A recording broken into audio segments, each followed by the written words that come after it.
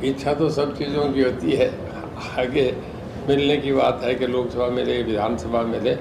ये अवश्य है कि अभी 10 साल तो चुनाव तो लड़ूंगा। केंद्र से लेकर निकाय तक बीजेपी की सरकार होने के बावजूद भी इस क्षेत्र को आपने पिछड़ा कहा, जिसको आप कह रहे थे, तो उसके कारण क्या मानते हैं? मैंने ऐसा नहीं कहा, मेरी बात का अलग अर्थ ले गए। हरियाणा की सबसे हॉट सीट हिसार लोकसभा 2024 में कौन सा दल दोहराएगा इतिहास? भाजपा में दावेदारी, एक अनार 100 बीमार। बिजली व जेल मंत्री के बाद अब पूर्व वित्त मंत्री की जाग उठी महत्वाकांक्षा। कुलदीप बिश्नोई का भाजपा टिकट पर संशय। गठबंधन में दुष्यंत चौटाला की पहली पसंद हिसार लोकसभा सीट।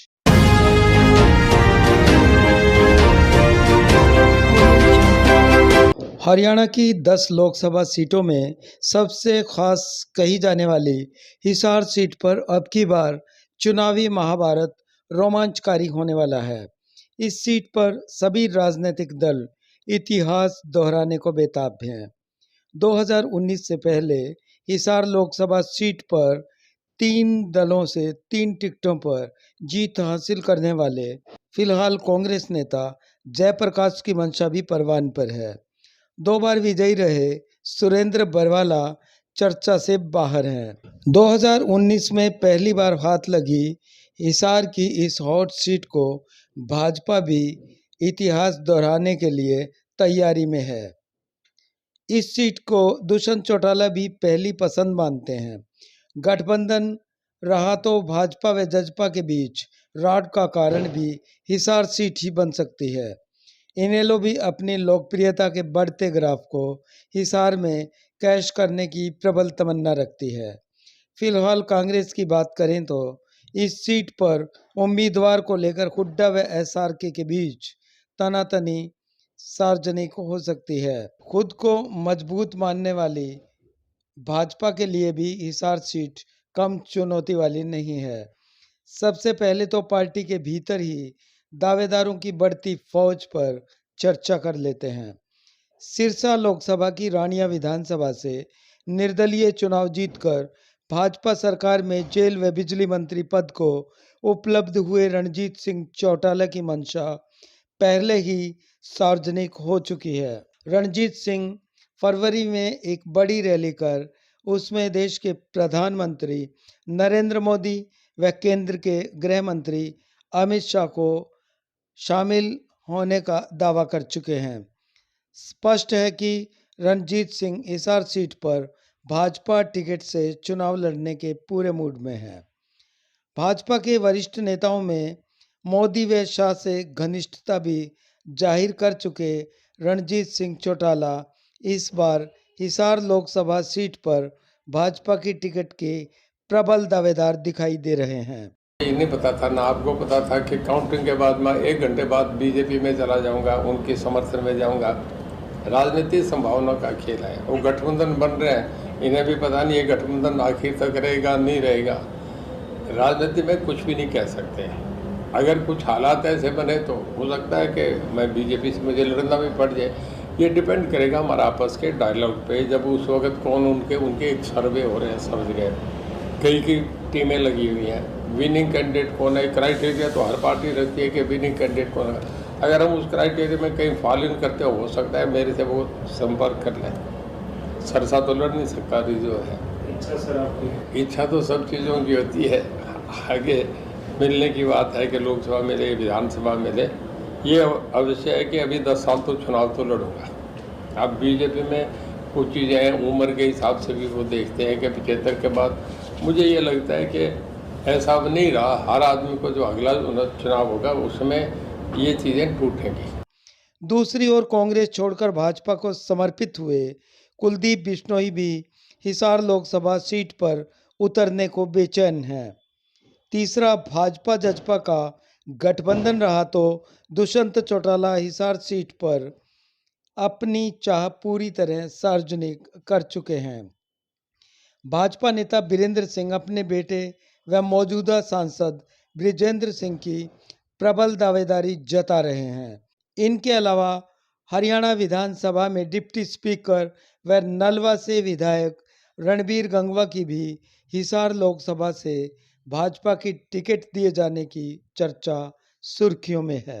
हिसार भाजपा के जिलाध्यक्ष कैप्टन भूपेंद्र भी हिसार लोकसभा सीट पर कनखियों से नजर गड़ाए हुए हैं।